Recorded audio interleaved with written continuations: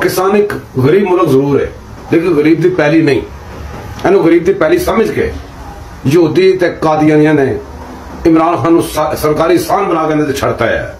चलो तुसी इस बंदे ने पार्लीमेंट का गेट तोड़ता, ऐवान सदर का गेट तोड़ता, रेड जोन 126 दिन बैठा रहा। इस बंदे ने थाने ते हमले करके अपने बंदे छुड़ाए। उस बंदे ने अगर कोर्ट के गलत पेपर, गलत डॉक्यूमेंट, झूठे डॉक्यूमेंट जमा कराए, उन्हें नोटिस अगर लिया ही गया तो उन्होंने सादक अमीन डिक्लेयर करता। उन्हें अमरीका जाके पाकिस्तान के खिलाफ जी बकवास की, ईरान की, सऊदी अरब की, मस्जिद नबवी जाके जो कुछ करवाया, किसी ने उन्हें कुछ किया? पैक 3.5 साल बिल्कुल फ्रीज करता, उन्हें सारे रस्ते रोकते, उन्हें बंद करता। उन्हें बेईमानी करने वाला बंदा अगर फड़िया गया तो उन्होंने क्लीन चिट दी, उनका इस्तीफा वापस किया। होगी बट तोसा खाना तो पता नहीं किहड़े किहड़े काम उन्हें पाते।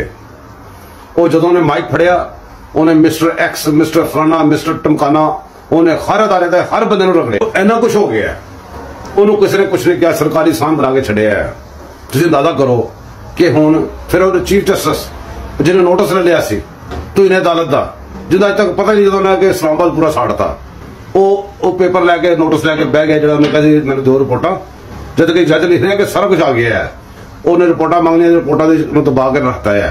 किसी ने कुछ किया तो हुण तुसीं की उम्मीद करते? अतर मिनरा की औकात हैगी है कि उन्होंने कुछ करेगा?